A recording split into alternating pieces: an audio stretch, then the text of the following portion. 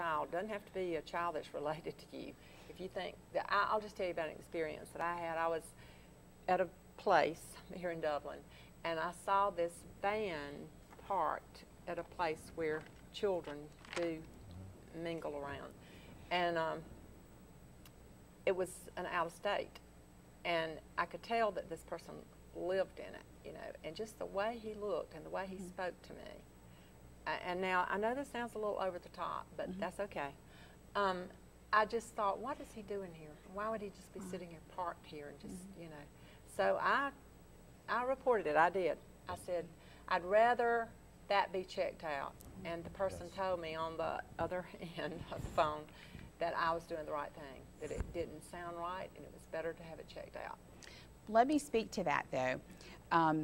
10% of our threat is stranger danger. 90% of the time, an abuser is going to abuse a child they know, love, and trust. 1 in 4 girls, 1 in 6 boys is what's reported. Only 1 in 10 will tell. So only 1 in 10? Only 1 in 10 will ever disclose. So what you said about the secrecy, that the silence is where this is perpetrated. And if you do suspect, people don't realize this is a crime, they have to report this. They can't look the other way. And you were asked earlier about signs. What we do in our trainings is we not only teach people to look at signs, but we teach people to put a hedge of protection around a child and what they can do very practically in their home, in their church, in their community, in their schools. In addition to that, we teach you how to speak directly to your child about personal boundaries, about sex, and about sexual abuse. So a child is equipped when they face a threat. If you layer conversations over a child's life versus having one conversation at puberty, and if you find teachable moments all along, that child is equipped to recognize a threat in their life, and that child is bold to speak out. And we go as far as helping to teach children their no voice and when they can use their no voice. We teach children to respect authority, to be so compliant, but there's a place and a time that they have a personal boundary that they have to protect. And no matter who it is. No matter who it is. A teacher, or, and I'm just using that, if it's any adult, a relative, an aunt, an uncle, a brother, a cousin, somebody coming into the home to visit, someone in the church. No matter who it is a crime. It doesn't matter. It does not matter. And there's another piece to that too, is the adult has to have the courage to speak out. If it is their brother, if it is their father, if it is their grandfather that is abusing a child, they have to have the courage to report. Do, because it's going to cause a lot of friction, a lot of grief, a lot of division. But if it saves an innocent child, it really does not Or matter. delivers a child that's being abused. Yes. Absolutely. It just seems like anything goes today. We accept everything. We can talk about anything and everything, and most people do. And everything is out there for kids to see on the internet, on TV, movies. It's pretty frightening. I mean, our Lord must be going, whoa, what's wrong with y'all? I've blessed you so much, and look. But it really particularly, I think, burdens us when we think about the innocence of a child. That their innocence is stolen from them because they are sexually abused, as Angela was from the time she was 3 years old until she was 17. And From Sorrows to Sapphires is a book that she has written about this, about her life story. But I want you to, she left home, for those of you who may be just joining us now, when you were 17, and started out on your own. So tell us how in the world a healing process started in you, and when, and how you started being able to trust a man. Well, you know, you look back on your life and you don't see God's hand when you're in the pit, when you're in the darkness, when you're in so much turmoil and so much pain and so much torment. You don't see His hand, but when you look back 20 years, you say, oh my Lord, you had your hand on me every step of the way. I will say that at one point, 85% of homosexuals actually report that they have been sexually abused. So there were many forks in the road where God said, no, this way. Not that I ever acted on it, but I thought, I hate men. I hate men.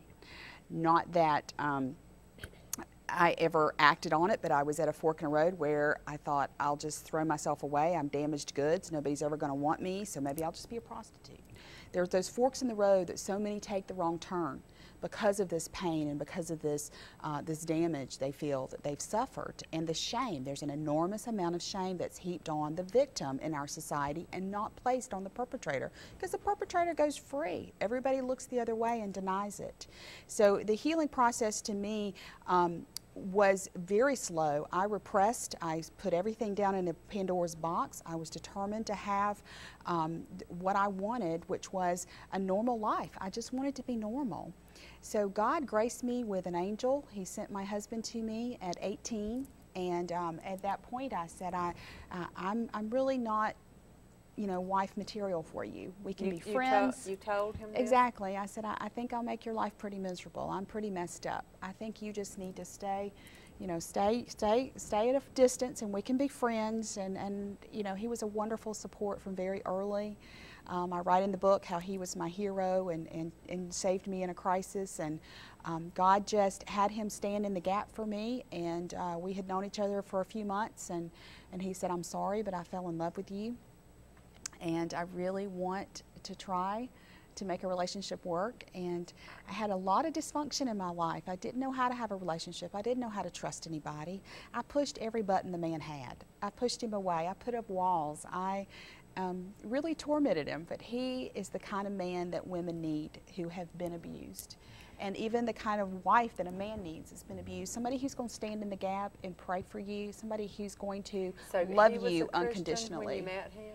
We were both Christians, but not walking with the Lord. We were running. We both had a lot of sadness in our lives that we just felt like, God, where were you? And when we talk about healing, so many survivors, they blame God. They blame themselves. And of course they blame the perpetrators and then everyone in their life that didn't protect them. So when we want to think about or talk about healing, I will say that that's the first thing you have to do, is recognize that God did not cause this, that this was man's choice to sin, and that God was grieved. He was just so sad that this happened. And my healing honestly didn't begin until my 30s. I went through a tremendous amount of self-destruction, drugs, alcohol. I was on the performance wheel trying to earn love, trying to earn acceptance. I feel like I'm so equipped to get up and talk because I've tried it, I've done it, and nothing fills that hole like the love of Jesus Christ. Nothing. And nothing helps you heal more than surrendering that pain to Him and saying, I can't do this, I don't understand this, but you take my mess and give me back a message. And that's what God has done for me. And He is the only capable person, the only capable one of being able to do that for any of us, for anything. So I spiraled down through my 20s, and then in my 30s when I had my first child, I had my child at 25, she was starting kindergarten, my Pandora's box opened. So in my mid-30s I had to face all this. I had to break my silence. I had to acknowledge that this was a horrible thing, and that's something else I want to talk to your viewers about. You did not have the power. We want to, as a 20, 30, 40-year-old person, evaluate what you did when you were 5, 6, 7, 8. We want to say, well, why didn't you tell? Why didn't you do this? Why didn't you do that? You can't do that. You made the best decisions you could make at the time, and you had no power. And what happened to you was horrible, no matter how someone wants to diminish what happened to you. It was horrible. It's traumatizing. It's inexcusable. I don't know. I have to ask you, has your stepfather ever been sorry? Did he ever? No, he was never sorry. He never acknowledged it. He actually was killed in an automobile accident in the early 80s. How did you feel about that?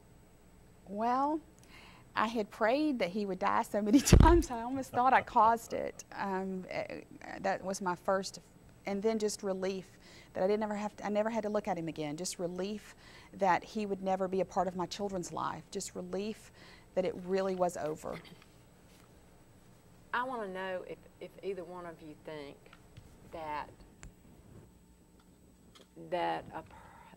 a man or a woman who would sexually abuse, it's not just men that do this, no. a child, can that person be rehabilitated? I mean, I know that the Lord can deliver us from anything. I would say, Sue, that anything is possible with God. I would never shortchange Him. I would say that it would have to be somebody that is absolutely, completely broken, has a tremendous transformation, that, and possibly could even do like Angela has done and get on the bandwagon to stop it. But I do think that the easier thing that our society does is sweep it under the rug and avoid it. Absolutely. And think I can change within my own power. And none of us can change within our own power. No. It's strictly a miracle from God if that rehab takes place. Absolutely. Angela, has it surprised you or, whoops, shocked you when you have spoken and you've been in a situation where, I guess do you usually mostly talk with women? Is it? No, we talk to all audiences, men and women. The ones that have come forward to tell you, I mean, is it like a dam breaking? It is a dam breaking. I have been in speaking arenas where we've spoken to thousands, we've spoken to 5, we've spoken to, most of the time there is someone that comes forward and breaks their silence for the first time. That person can be 20 or that person could be 80 and has carried this secret with them their entire lives. So to me, it's a blessing. It's a blessing that God used me as that vessel to help them to release that secret, and now they can get on the path to healing. Because when you are, it's almost like holding a balloon underwater, holding a beach ball underwater. It's that kind of pressure, and that secret holds power over you. And until you release it, and until you begin to tell what happened, and until you begin to release that shame and that guilt, then it does hold power over you. And it often manifests in destructive behaviors, physical illnesses. Many of the social ills that we suffer in our society is rooted in child sexual abuse and can be actually